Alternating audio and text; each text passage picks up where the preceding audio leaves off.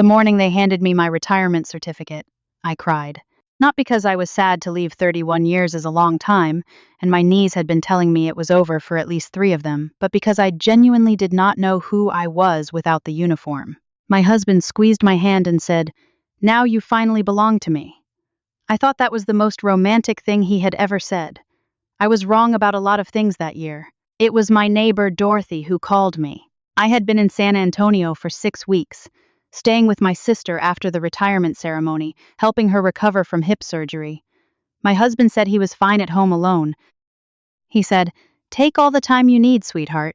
Your sister needs you more than I do right now." I believe that too. Dorothy is 73 years old and has lived next door to us for 11 years. She is not a gossip. She is the kind of woman who bakes bread when someone on the street loses a job and never mentions it again. When she called me on a Tuesday afternoon while I was folding my sister's laundry, I could hear it in her voice before she said a single word. That particular silence that happens when someone is trying to figure out if what they are about to say will break you. "Margaret," she said, "I need to tell you something, and I need you to hear it as someone who loves you." I sat down on my sister's couch. "There is a woman living in your house." I did not say anything for a moment. I thought I had misheard her. I thought perhaps she meant a visiting relative, a cleaning service, some explanation that was not what her voice was telling me it was. Dorothy. My voice came out very steady. That was the army in me. 31 years of learning to stay level when everything around you is not. "What do you mean, a woman is living in my house?" "She has been there for 3 weeks, Dorothy said. "She parks in your spot. She gets the mail. Last Saturday, she had people over for dinner on the back patio. I could see them from my kitchen window. Margaret, she hosted a dinner party in your home." I thanked Dorothy. I told her I would handle it.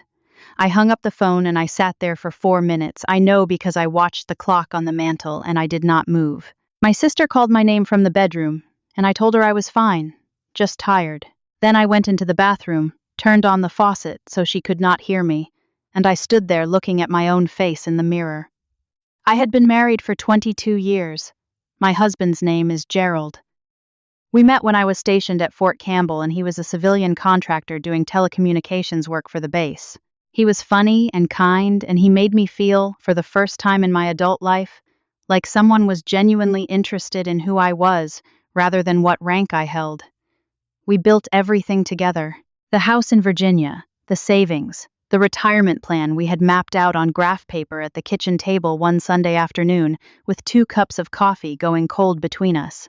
I had given Gerald everything, including, I was beginning to understand, the space to fill the house with someone else. I did not call him. I want to be clear about that. The moment Dorothy told me, something settled in my chest, not rage, not grief, something colder and more deliberate. I had spent 3 decades making decisions under pressure. I knew that the worst thing I could do was show my hand before I understood the full picture. I told my sister I needed to go home a few days early. I told her I missed my own bed, which was true, in the abstract sense that I missed the bed I thought I had a right to sleep in. I booked a flight for Thursday morning. I told no one. Gerald texted me Wednesday night. "How's Patsy doing? Miss you." I wrote back 3 words. "Getting better. Soon." I stared at the message for a long time after I sent it. 22 years and I was down to 3 words and a period that felt like a door closing. I landed at Dulles at 11 in the morning. I rented a car because mine was at the house, and I did not want Gerald to see a cab pull up. I drove the 40 minutes to our neighborhood feeling like I was approaching a position I needed to secure before the other side knew I was there. Old habits. I parked 2 streets over and walked. It was a clear October morning.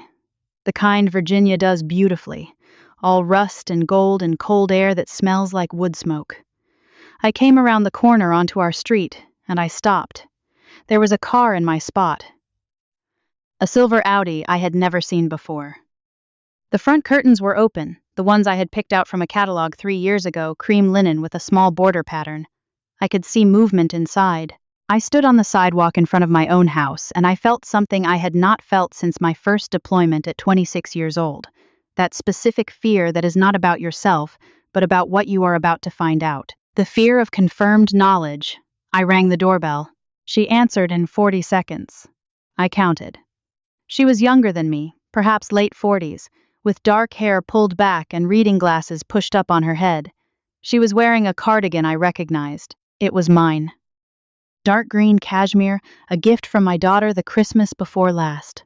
She was wearing my cardigan and standing in my doorway, and she looked at me with the mildly inconvenienced expression of someone answering the door during a busy morning. "Can I help you?" she said. I looked at my cardigan on her shoulders. I looked at the hallway behind her. My hallway. My console table with Gerald's keys on it. My mirror with the wooden frame. My umbrella stand. "I'm sorry to bother you," I said. "I'm looking for the Hendersons." "I thought they lived on this block?" She shook her head, already losing interest. "No Hendersons here. You might try further down." "Of course," I said. "I apologize." "Beautiful home, by the way." She smiled like she had just accepted a compliment she deserved. "Thank you," she said, and closed the door. I walked back around the corner and I sat in my rental car and I put both hands on the steering wheel and I breathed.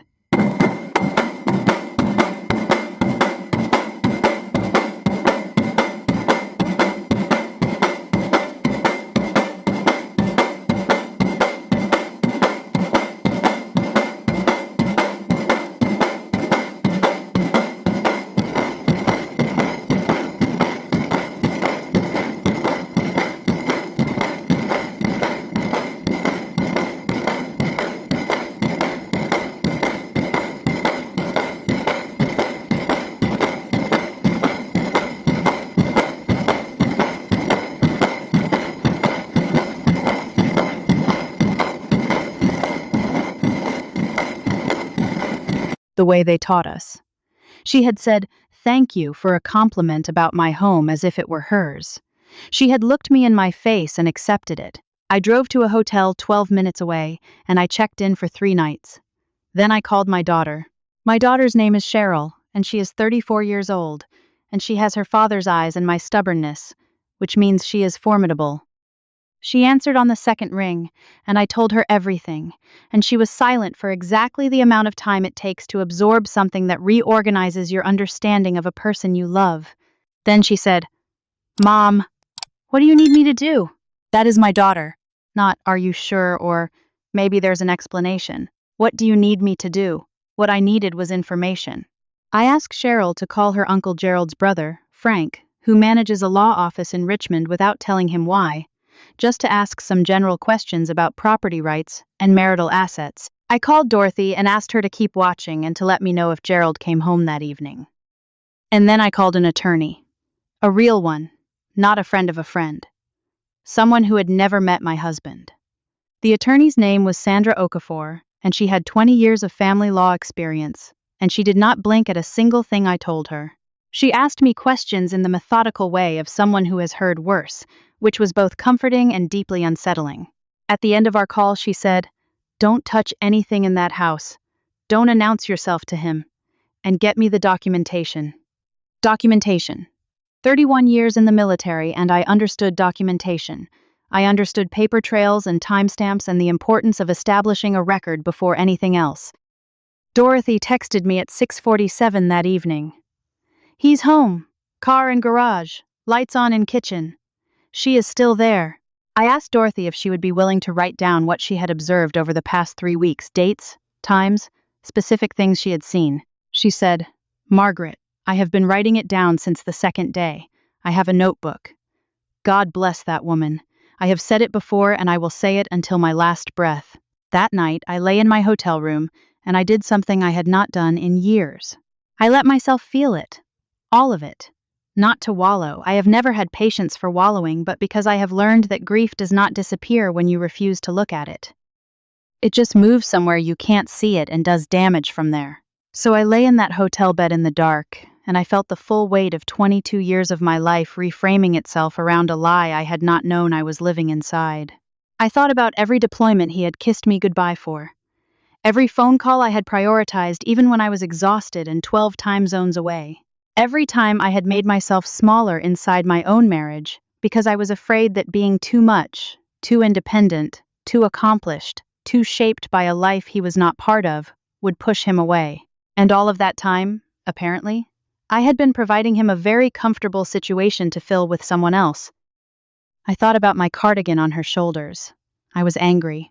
I want to be honest about that because I think women of my generation are sometimes expected to skip straight to dignity, as if we were not also allowed to be furious. I was furious. I am 61 years old, and I served my country, and I paid half of every bill in that house, and I was standing in a hotel room while another woman wore my clothes in my kitchen. The anger was clean, and it was justified, and I let myself feel every inch of it. And then I went to sleep, because there was work to do in the morning.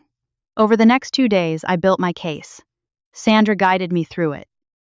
I gathered 3 years of bank statements that I had digital access to through our joint accounts, and it was in those statements that I found the first hard evidence of something I had not even considered yet. Gerald had been drawing from our joint savings account in amounts just small enough not to trigger notification thresholds. Over 14 months, a total of $63,000 had been moved. To where, I did not know yet. But it was methodical. It was intentional. It was not a man who had made a foolish emotional mistake. It was a man who had been planning.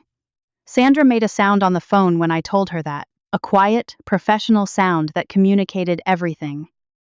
I also contacted the county recorder's office and requested copies of any filings on our property in the past 2 years. What I found there was its own kind of cold water. Gerald had attempted 6 months prior to refinance the mortgage in his name alone. The application had been denied because my name was on the deed, and he could not remove it without my signature. He had not told me. He had simply tried, failed quietly, and said nothing. He had been trying to extract me from my own life. On the 3rd day, I called Gerald. Margaret. He sounded genuinely warm. That was perhaps the thing that affected me most, how genuinely warm he sounded. Are you heading back soon? I've missed you. I'll be home tomorrow afternoon, I said. I thought I'd surprise you. I'll make dinner, he said. We'll celebrate you being back. That sounds lovely, I said. There was a small pause. You okay? You sound a little quiet. Just tired, I said. Long drive ahead. I want you to understand what it costs to have that conversation. To hear your husband of 22 years offer to make dinner to celebrate your return while another woman is sleeping in your bed. To say that sounds lovely to a man you have already decided is no longer your husband, because the law hasn't caught up to your knowledge yet and you need one more day. The army did not teach me that particular discipline. That one I had to find myself. I arrived the next afternoon at 2 o'clock. I pulled into my own driveway in my rental car, and I sat there for a moment looking at my house. My house! 31 years of a military salary carefully invested and saved had contributed to that house. My name was on that deed. Whatever else had happened inside those walls, that part was not negotiable. Gerald opened the front door before I had even gotten out of the car. He was smiling. He walked down the front steps in his weekend clothes, relaxed and easy, and he opened his arms and I let him hug me, because Sandra had told me not to confront him until she was available by phone, and it was not yet time. He smelled like the same cologne he had worn for 15 years. It is remarkable, the things grief attaches itself to. You look tired, he said, pulling back to look at my face. Long trip, I said. Inside, the house looked almost right. Almost. The throw on the couch was folded differently than I fold it. There was a coffee mug in the drying rack that was not mine, a pale blue one with a small chip on the rim. The kitchen smelled faintly of a perfume that was not mine. These were the kinds of details you notice when you spent 3 decades being trained to assess a space quickly. The ghost of another life was visible in every room if you knew what to look for. I set my bag down and asked Gerald if I could have a glass of water. While he was in the kitchen, I walked slowly through the living room. I was not looking for anything specific. But on the bookshelf, tucked behind a picture of our wedding, was a woman's watch, gold-toned with a small face. I did not touch it. I took a photograph. Gerald brought me the water, and we sat in the living room, and we talked for 40 minutes about my sister's recovery and the drive back, and nothing at all. He was comfortable. That is what I kept returning to, how comfortable he was. There was no tension in him, no guilt visible on the surface. Either he was a better actor than I had given him credit for, or he had moved so far inside this double life that he had stopped registering the weight of it. At the end of those 40 minutes, my phone rang. It was Sandra. On cue. I said I needed to take the call. I stepped into the hallway, and Sandra said 3 words. Everything is filed. I walked back into the living room and I sat back down across from my husband and I said, Gerald, I need to tell you something. He looked at me with his head slightly tilted, still comfortable, still easy in his chair. That is the image I returned to. How comfortable he was, 30 seconds before everything changed. I know about the woman, I said. I know she has been living here. I know about the $63,000. I know about the refinancing attempt. I have documentation on all of it, and as of this morning, my attorney has filed for legal separation and placed a protective hold on all jointly held assets. The comfort left his face so completely and so immediately that it was almost like watching a power outage. One moment it was there, the next it was simply gone. He started to speak. I held up one hand. I'm not here to argue, I said. I'm not here for an explanation, because there is no explanation that I need in order to move forward. I have everything I need. What I'm here to tell you is that I will be staying in this house because my name is on the deed and I have more legal right to it than anyone else connected to this situation. The attorney will be in contact about next steps. Whatever you need to arrange for yourself, I would ask that you do it within the next 48 hours. Gerald said my name. I would also like the watch off my bookshelf gone by this evening, I added. And the blue coffee mug. He said my name again, differently this time. Gerald, I said, and my voice was very quiet. I gave 31 years to this country, and I gave 22 years to this marriage, and I am 61 years old. I do not have time to sit here and watch you explain yourself. Please treat the time I have remaining with more respect than you've been showing it. I stood up, picked up my bag, and went upstairs to my bedroom. The watch was gone by that evening. Gerald slept in the guest room that night, and 2 days later he left to stay with his brother Frank, who called me to say he was sorry and that he had not known, which I chose to believe because Frank has never given me reason not to. What followed was not brief, and it was not simple. These things never are, and I want to be honest about that because I think the stories we tell ourselves about endings tend to be cleaner than the reality. There were weeks of legal negotiations. There were documents and mediators and conversations I had to have through an attorney because I could not trust myself to stay level with Gerald directly, and I had worked too hard to lose my composure now. The woman, her name was Linda, and I eventually learned that she had believed Gerald was separated, that he had told her our marriage had been over for years and we were only cohabitating until the legal process was finished, was not a villain in the way I had initially cast her. She was someone who had been lied to by the same man who had lied to me. I do not say that to excuse anything. I say it because it is true, and the truth has always mattered to me more than a comfortable story. The $63,000 was recovered through the asset discovery process. Not all of it easily, but enough to matter. My attorney was worth every cent of her fee.